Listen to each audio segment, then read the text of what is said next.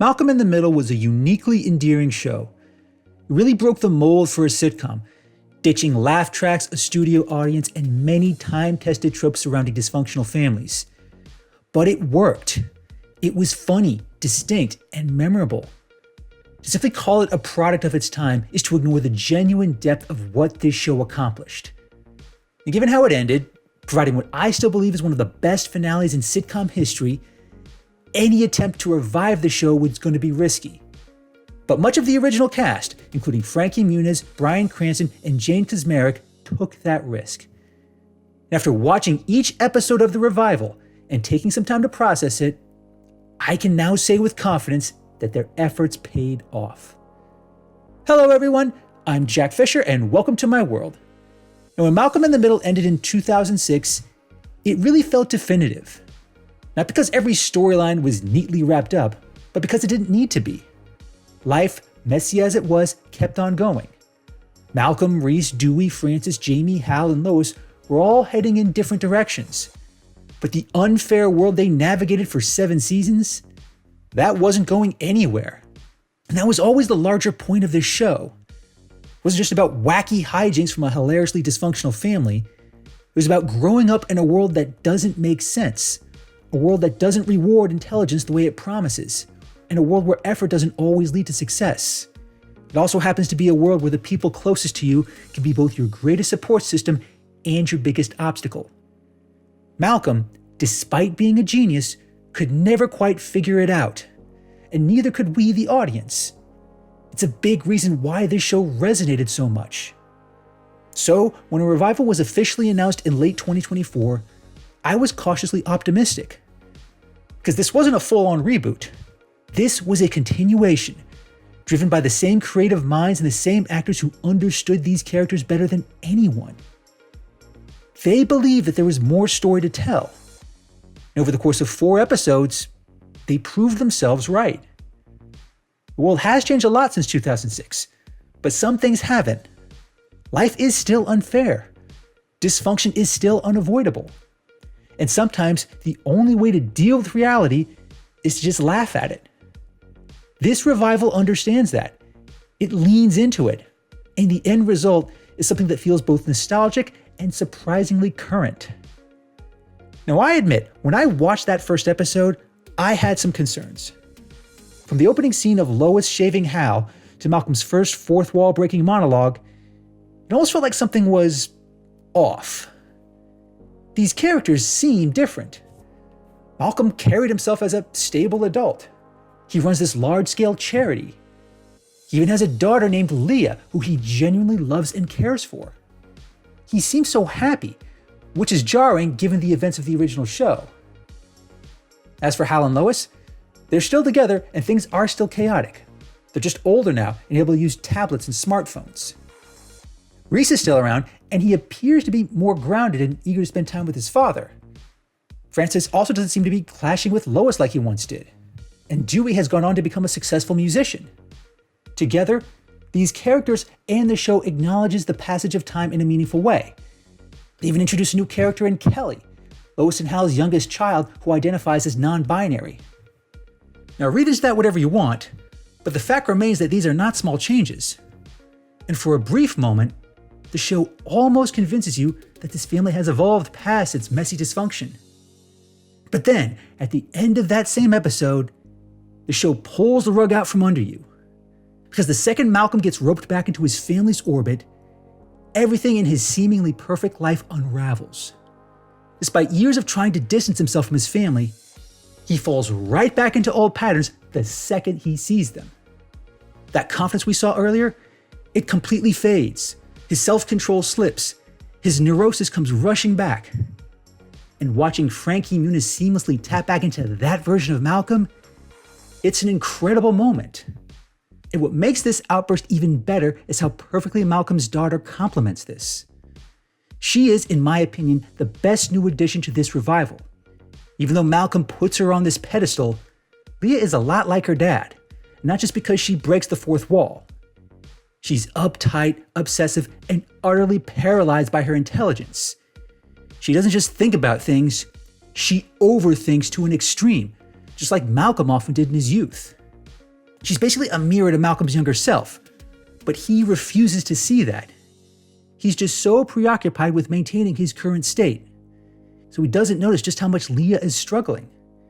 On top of that, Leah doesn't even know that her grandparents were still alive.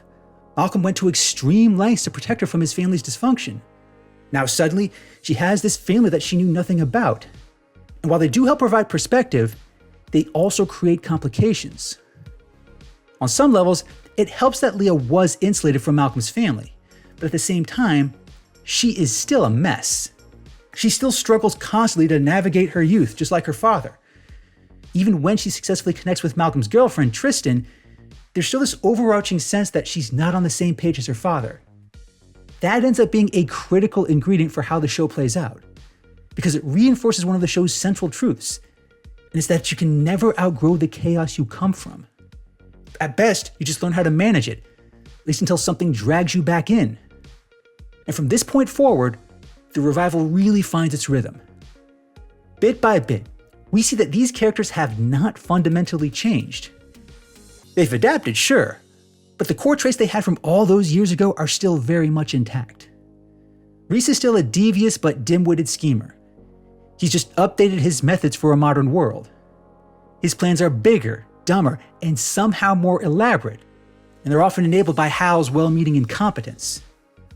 And Francis, despite appearing more mature, is still hopelessly chasing Lois's approval.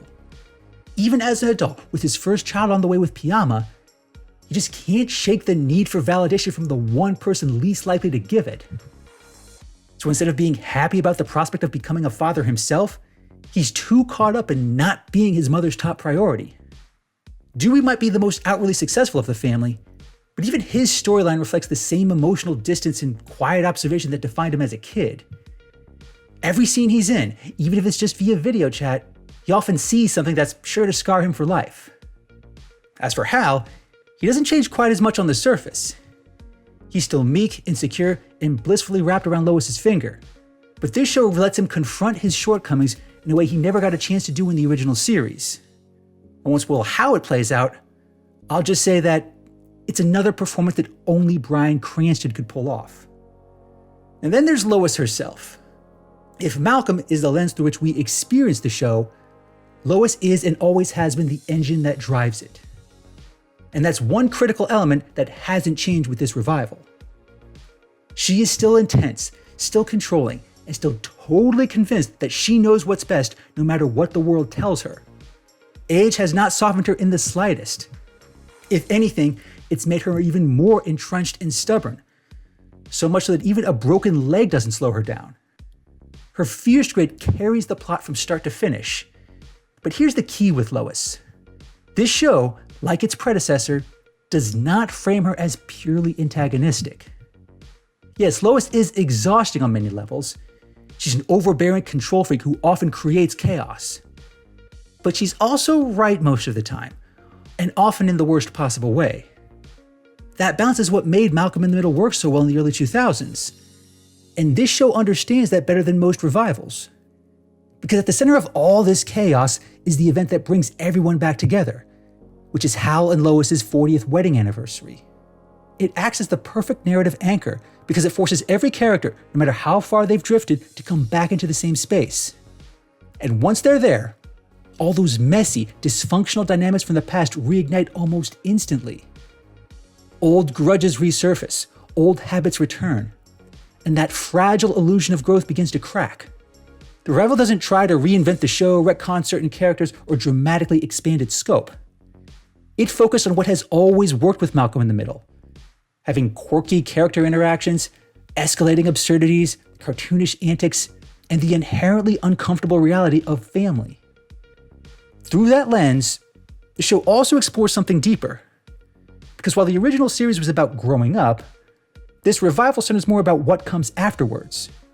It dares to ask us what happens when you genuinely believe you've figured things out, but still feel stuck.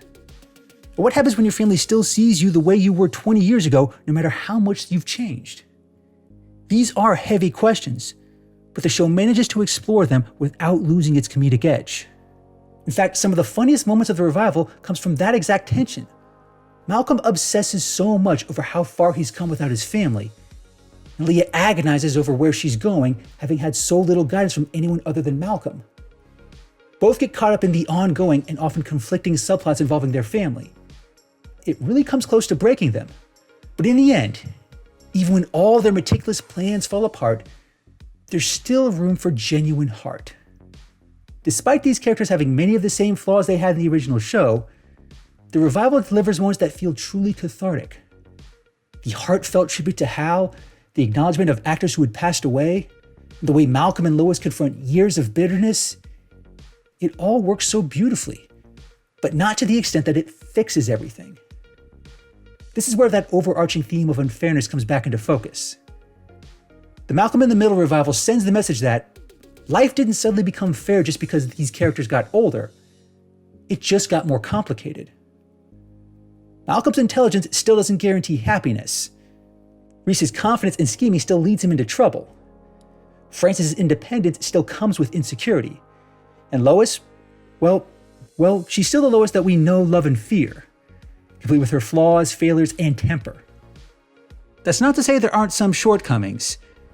Having only 4 episodes, a number of characters are still underdeveloped. Characters like Dewey, Jamie, and Kelly don't get a chance to affect the plot beyond a certain point, but they do find ways to supplement the chaos in their own unique way. Fittingly, everything culminates with that chaotic mess in the form of a confetti bomb gone wrong. And all Malcolm's family can really do is just sit within this chaos and endure it the best they can. I honestly think that's appropriate because that reminds us of something the original series always understood. Life is messy. People are flawed. And fairness is more of an illusion than it is a promise. But within all that chaos, there is something real. There are connections, there's resilience. And yes, there's plenty of humor and hilarity to be had. That's ultimately why this revival works. It doesn't try to modernize Malcolm in the Middle by stripping away what made it unique.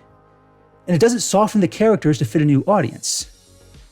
It still trusts the original formula, and more importantly, it trusts us, the audience. It understands that what resonated back then still resonates now. Not because the world hasn't changed, because it certainly has. But human nature and our many personal flaws, that hasn't changed. Families are still complicated. Growing up is still confusing and overwhelming. And yeah, life is still unfair, regardless of whether you're a child, a teenager, or an adult. But sometimes, the best way to deal with all of that is just laugh at it and roll with the punches. And when necessary, you can't be afraid to punch back. And Malcolm in the Middle, it's still one of the best shows ever to do exactly that. But what do you think? How do you feel about the Malcolm in the Middle revival? Do you agree with me? Do you disagree? Please let me know in the comments. Thanks for watching, everyone. And thanks for joining me in my world. Please remember to like and subscribe. And until next time, take care and stay safe.